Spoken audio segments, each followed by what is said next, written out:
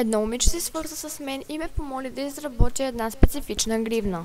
Помоли ме да е за най-добри приятелки и това, което й предложих, и допадна. Разбира се, помолих я за още детайли и реално това е, което се получи.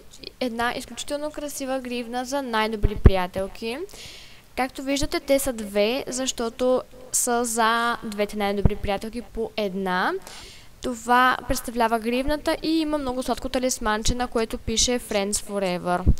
Тук вече опаковам поръчката, като първата стъпка е да взема кутията и съответно да я сглобя, което е много приятно и релаксиращо. Наистина не съм вярвала, че сглобяване на една кутия може да е толкова готино.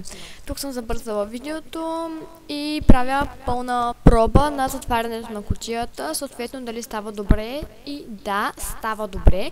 Сега започваме с самата поръчка. Като първо слагам тишо хартия за по-приятен вайб, ако щеш го наречи. Слагам, разбира се, хартиени спагети. Тези в момента са отново от тишо хартия, но мисля, че много добре си мачват и са много приятни.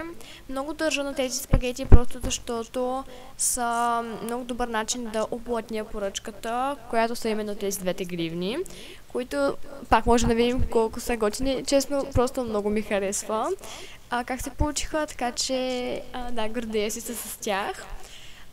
Но много ми е важно да слагам хартиени спагети, защото те оплътняват поръчката и съответно при транспорта не се налага да мисля дали ще се размести, дали няма да стане някой фал. Ами няма да стане, именно заради хартиените спагети. Вече слагам гривните вътре и това, което решавам да направя, е както при всяка една поръчка. Всяка една поръчка идва с готини стикерчета, минимум 1, максимум 3, примерно, не знам. Всъщност няма горна граница, но да. Тук слагам и една картичка, с която ви благодаря и ви казвам една тайна за следваща поръчка, която ще разберете, когато и ако се поръчате от мен. На нея има също всичките ми социални мрежи, ако искате да разгледате по-подробно работата ми. Сега слагам стикер, с който запечатвам цялата поръчка и сме готови. Затваряме кутията, след което отгоре също трябва да я украся, разбира се.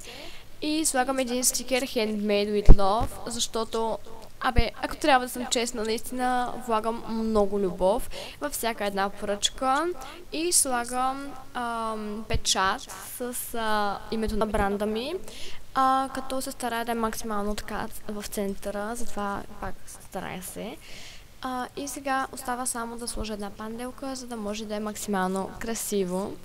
Предлагам доставка до абсолютно цялата страна по Speedy или Еконт, както на вас ви е по-удобно, аз нямам проблем. Сега отивам да изпратя поръчката към новата собственичка. Можете да разгледате какво предлагам във всичките ми социални мрежи, които съм изписала на екрана. И също така може да ми пишете по Instagram или Facebook за поръчка, ако имате интерес. Така пристига всяка една поръчка, така че и твоята ще пристигне така, ако имаш интерес. Изработвам също и по поръчка, така че ако имаш интерес, ми пиши.